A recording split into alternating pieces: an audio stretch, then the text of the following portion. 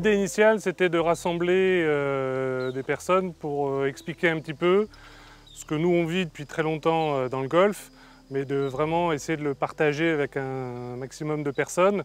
Ce qui a été bien, c'est qu'on a eu les principaux, on va dire, peut-être porteurs de projets et de dynamique du domaine local, c'est-à-dire qu'on a eu les deux représentants des mairies, donc mairie d'Opio et mairie de Valbonne, ainsi que la représentante de la fédération au travers de la Ligue, avec la personne en charge de tout ce qui était de transition, développement écologique, quoi.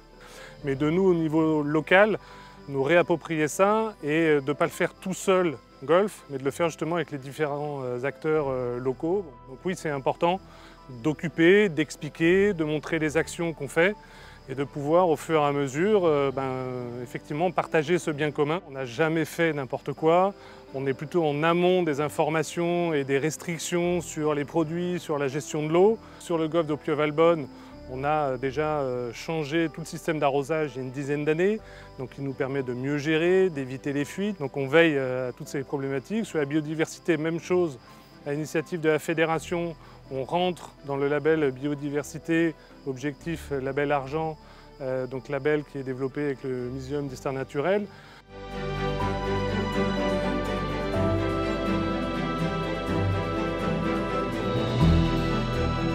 C'est extraordinaire, hein.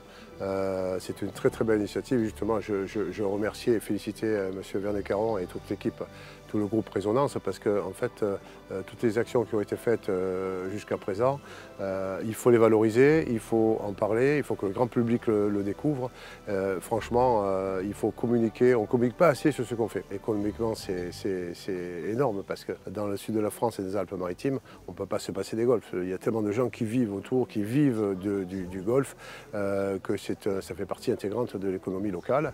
Franchement, le développement durable, c'est une vision globale où on prend en considération l'économie. Et si, je parle en termes d'économie, si on arrête les golfs dans les Alpes-Maritimes, il y a une grande partie de la population qui n'auront pas de salaire. Donc franchement, et des retombées économiques secondaires qui sont aujourd'hui immesurables, parce que ça peut aller très loin, hein. Regardez l'hôtel, regardez les restaurants. Les golfs ont entrepris, et avant qu'on les critique, ont entrepris quand même des démarches exceptionnelles, des démarches environnementales. Et ça, il faut le dire, on ne le dit pas assez, personne ne le sait.